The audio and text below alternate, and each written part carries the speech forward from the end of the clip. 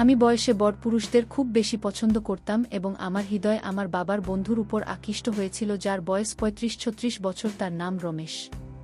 তার পেশিভূল শরীর দেখে আমার সুটসুটি লাগতে শুরু করেছিল। আমি তাকে জড়িয়ে ধরতে চাইতাম। তার শক্তিশালী বাহুর দেখে আমি নিজেকে আর ঠিক রাখতে পারছিলাম না। আমি মাত্র ১৭ বছর বয়সেই আমি আমার বাবার লাভলি ছিলাম। বাবার জীবন আমার মধ্যে গীতি ছিল। সম্ভবত এই কারণেই আমি খুব সুখে ছিলাম। আমার বয়স ১৭ বছর হলেও আমার কাজগুলি ছোট বাচ্চাদের মতো ছিল। কিন্তু আমার জীবনে এমন একটি মোড়েল যে সব কিছু বদলে গেল। এমন মনে হলো যে আমার ১৭ বছর বয়স থেকে একদম ২৫ বছর বয়সী হয়েছে। কারণ আমি কাউকে পছন্দ করতে শুরু করেছি এবং সম্ভবত তার প্রেমে পড়েছিলাম। আমি আমার সময়ের আগেই বড় হয়ে উঠতে শুরু করি। আমি আমার বাবার বন্ধুর প্রেমে পড়তে শুরু করি, যার বয়স ছিল ৩৫ বছর। হয়তো এটা আমার কোমর বয়সের অনুভূতি যে আমি নিজেকে নিয়ন্ত্রণ করতে পারিনি। অথবা বলা যেতে পারে যে সে আমার প্রথম প্রেম, যদিও সে আমার চেয়ে অনেক বড়। কিন্তু আমার এই নিষ্পাপ হৃদয়ের সাথে আমি কি করতে পারি যে তার জেদ নিয়ে বসেছিলাম?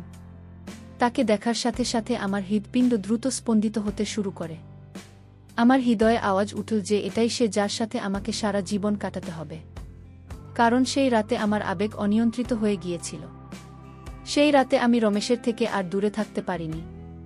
তাই আমি তাকে অজ্ঞান করে আমার নাম মৌমিতা। আমার বয়স খুব কম। আমার বাবা একটি বড় ব্যবসা করতেন এবং রমেশ আঙ্কেল তার খুব ভালো বন্ধু এবং তার ব্যবসায়িক অংশীদারও ছিলেন। সে বাড়িতে প্রায় আসত।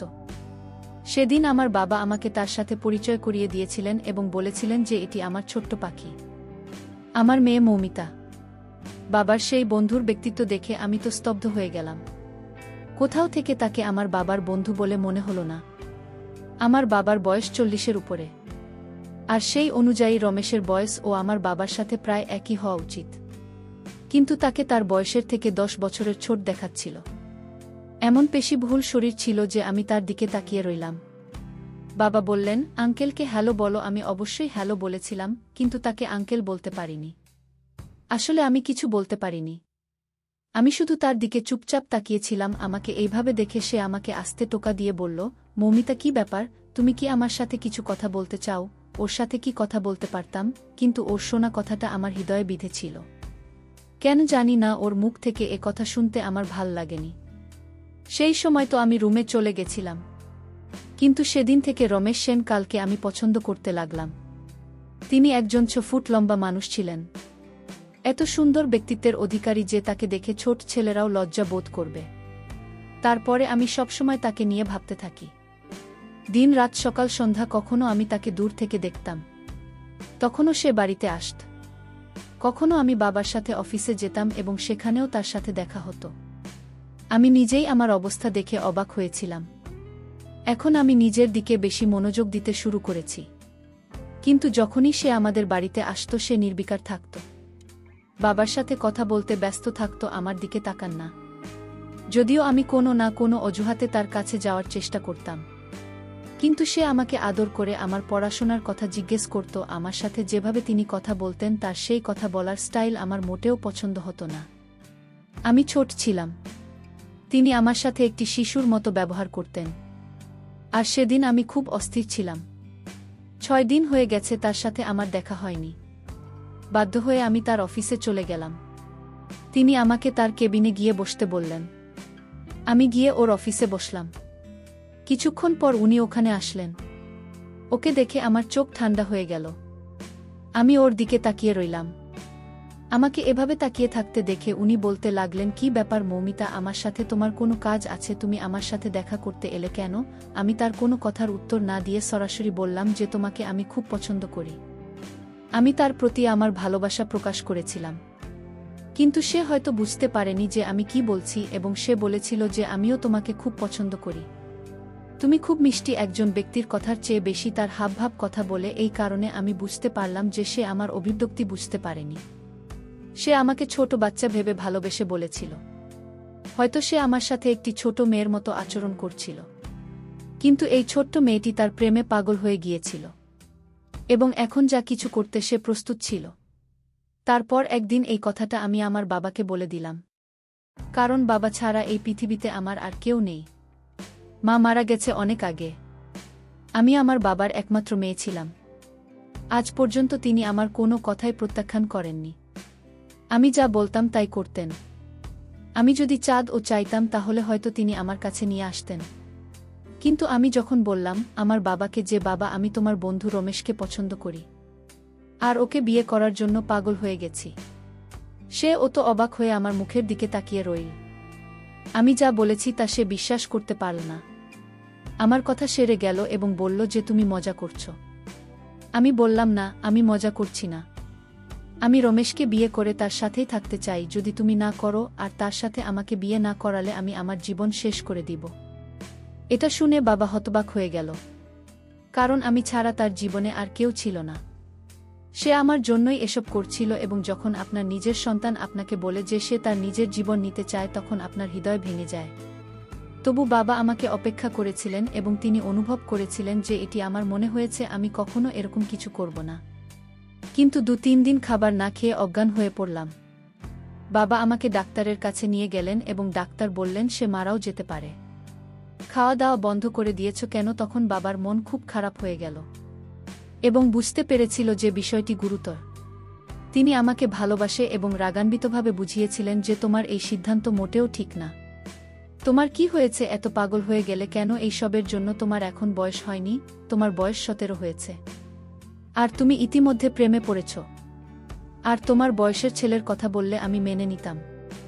রমেশের কথা বলছো, যার বয়স প্রায় 35 হবে। সে তোমার বয়সের দ্বিগুণের বেশি।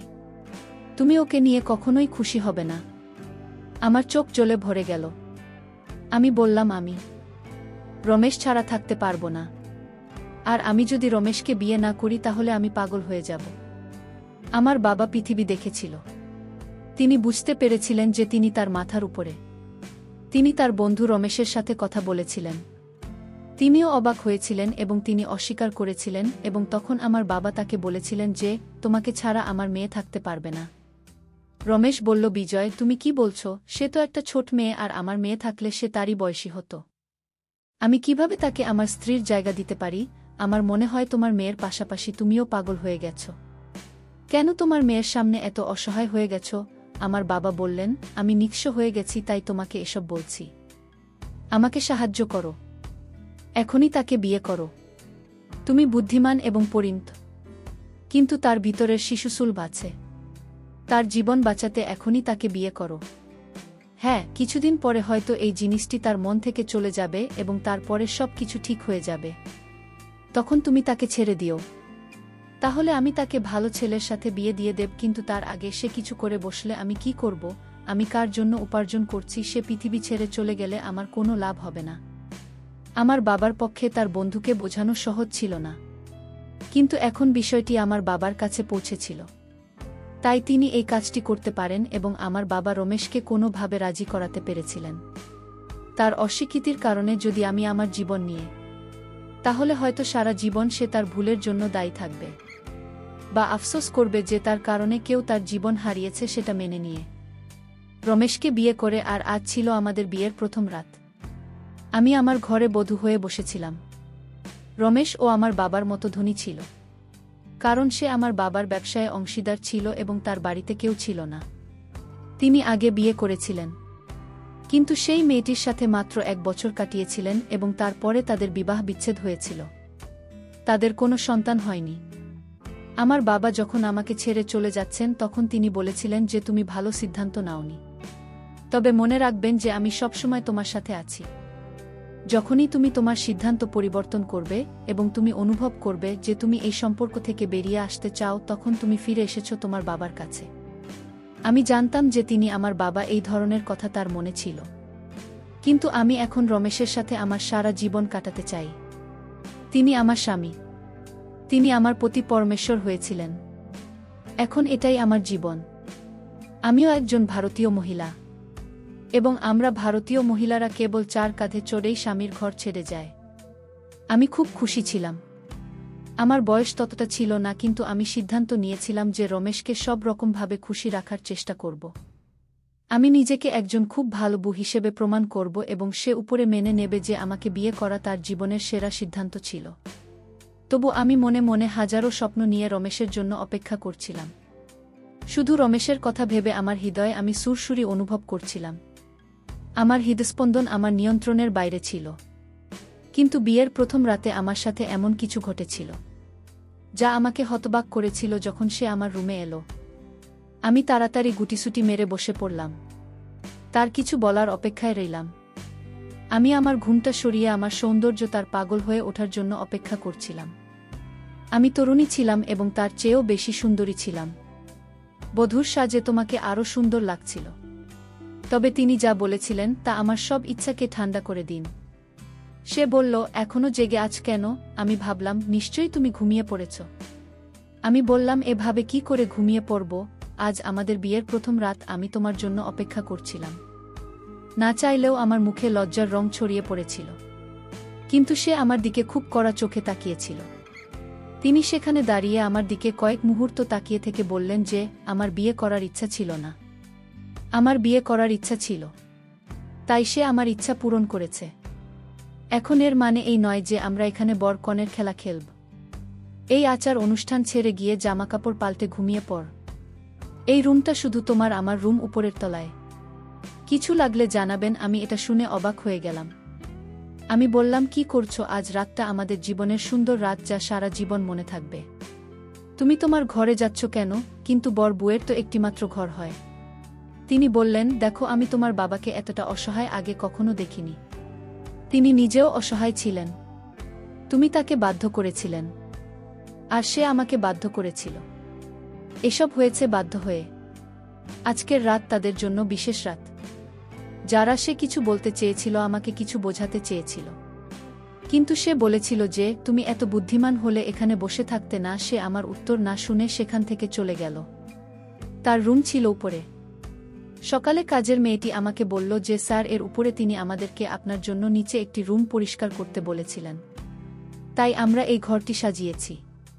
এমনিতেও আমরা এখনও বুঝতে পারছি না যে সাহেব কাকে বিয়ে করছেন এবং কেন আপনার রুমটি নিচে রেখেছেন, কিন্তু তিনি সাহেব বলেই আমরা তার কথা মেনে নিয়েছি। তিনি যা বলেন আমি তাই করি। এ কিভাবে আমার স্বপ্ন পূরণ হলো? এমন মনে হচ্ছে স্বপ্নগুলো আমার কাছ থেকে ছিনিয়ে নেওয়া হয়েছে। এমনকি আমার স্বপ্নগুলো আমার ছিল না। এভাবে কিভাবে আমি আমার জীবন কাটাব?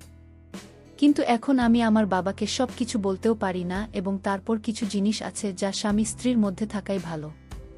তাই আমি তাকে কিছু বলিনি এবং এটা প্রকাশ করেছি যে আমি এখানে খুব খুশি। তিনিও খুশি হলেন। কিন্তু আসলে আমাদের বাড়িতেই যে বিষয়গুলো চলছিল, আমি ভাবলাম এটা কিভাবে ঠিক হবে। আমার এক বান্ধবী ছিল যে আগে থেকেই বিবাহিত। আমি যখন তাকে এই সব বললাম, সে বলল, আরে তোমাকে এখন আমাকে সব কিছু বোঝাতে হবে? তুমি এক কাজ করো, তোমার বয়সের চেয়ে একটু বড় দেখাতে চেষ্টা করো, শ্যুট করবে না। তুমি যদি তোমার স্বামীর সামনে শাড়ি পরে যাও, তবে তিনি তোমাকে দেখে খুশি হবেন এবং তার সাথে সঠিকভাবে কথা বলবে। চুলের খোপা বান আসে, তোমাকে একটা ছোট মেয়ে ভাবছে, সেই জন্যই সে এমন করেছে। কিন্তু তোমাকে তাকে এটা বোঝাতে হবে, তুমি অতটা ছোট নয়। সে যা বলেছিল তার মধ্যে একটি বিষয় ছিল, সে ঠিক বলেছিল যে এমন কখনো কখনো স্ত্রী যদি যুবতী হয় এবং স্বামী যদি বয়স্ক হয়, তখন তিনি তার স্ত্রীকে সুন্দর দেখানোর জন্য চুলে রং করেন। একইভাবে আমার স্বামী আমার চেয়ে বয়সে বড় এবং আমি তরুণ ছিলাম, তাই আমাকে একটু বয়স্ক দেখাতে আমার চেহারা পরিবর্তন করা দরকার। আমি আমার বন্ধুর পরামর্শে রাজি হয়ে কেনাকাটা করতে চলে গেলাম। সুন্দর সুন্দর শাড়ি কিনে আনলাম।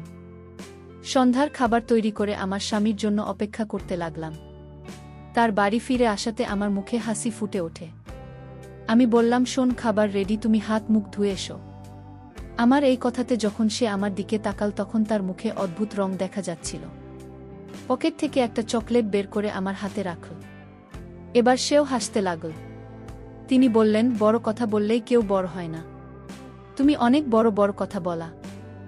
এখন তুমি এমন অভিনয় শুরু করেছ, কিন্তু ভুলে যেও না যে তুমি এখনো আমার কাছে ছোট্ট মেয়ে। সেই চকলেটটা দেখে আমার কান্না পেয়ে গেল। আমি ফুপিয়ে ফুপিয়ে কাঁদতে লাগলাম। আমি আমার রুমে এসে দ্রুত আমার খোপা খুললাম এবং আমার শাড়ি পরিবর্তন করে আমি আয়নায় নিজেকে দেখতে লাগলাম এবং ভাবতে লাগলাম, কাউকে ভালোবাসা কি এত বড় পাপ? লোকে বলে ভালোবাসার কোনো বয়স হয় না, তাহলে কি অপরাধ করলাম যে এই লোকটা আমার সাথে এমন করছে? আর এখন কাউকে বলতেও পারছি না।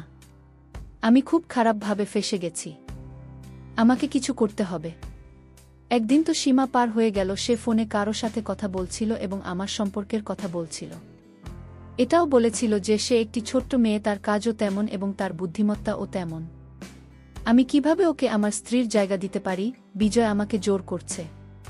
না হলে ওর মেয়েকে বিয়ে করতাম না। ব্যাপারটা ওর মনে থেকে যেত এবং সে আমার সাথে বিজনেস পার্টনার শেষ করে দিত। জানো তো, আমরা একটি নতুন কারখানা করতে চাই। এখন আমরা একটি কারখানা নিয়ে বসে থাকতে পারবো না। তাই বাধ্য হয়ে আমাকে এসব করতে হয়েছিল। নইলে ভাবব বিয়ে এমন একটি জিনিস যা তামাশা নয়। তার মানে সেই সব করছে বাধ্য হয়ে, না হয় নিজের মতো হবে। তিনি আমার বাবার সাথে একটি নতুন ব্যবসা শুরু করতে চেয়েছিলেন, তাই তিনি এসব বলছেন এবং তার জন্য আমি তার জীবনে একটি বাধ্যতা ছিলাম। বলা হয় যে আপনি যাকে ভালোবাসেন তাকে আপনি খারাপ কথা বলতে শুনলেও আপনার ভালোবাসা শেষ হয় না। আমার ভালোবাসাও তখনও শেষ হয়নি, কিন্তু ভালোবাসার চোখ অবশ্যই খুলেছিল। তার মানে এটা যেই লোকটা যেমনটা দেখা যেত এমনটা মোটেও নয়। সে আমার বাবাকে বলল, আমি তোমার একটা বড় উপকার করেছি। আমি তোমার মেয়েকে বিয়ে করেছি তার জীবন বাঁচানোর জন্য। না হলে তুমি বলেছিলে যে সে নিজেই কিছু করে বসবে। কিন্তু দেখো, এটা আমার জন্য খুব মুশকিল। কিন্তু আমার বাবা বলল যে আমি সারা জীবন তোমার উপকারের কথা ভুলবে না।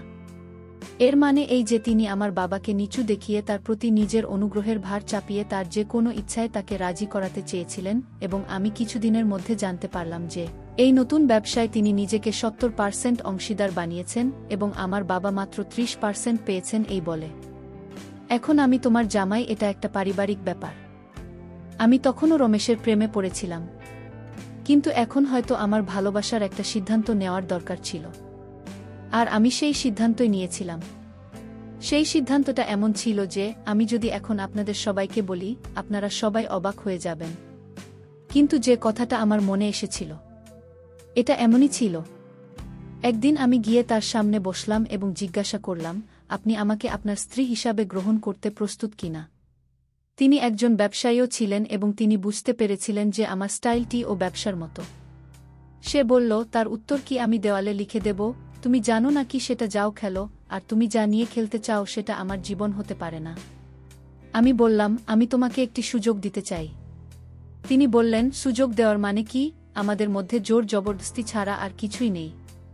কিছু হবে না, কোনোদিন হতে পারে না। না দেখো, তুমি মোটেও আমার টাইপের নন এবং তুমি অনেক ছোট। তুমি কি মনে করো যে তুমি যদি কাউকে ভালোবাসো তার মানে এটি তার জন্য প্রযোজ্য? তাতেও তোমাকে ভালোবাসতে হবে। এটা কোথায় লেখা আছে? এটা হয় না। তুমি তোমার বাবাকে ব্ল্যাকমেল করছিলেন এবং সে আমাকে ব্ল্যাকমেল করছিল। আর এভাবেই তুমি আমার জীবনে এসেছ। কিন্তু তুমি কখনোই জিততে পারবে না।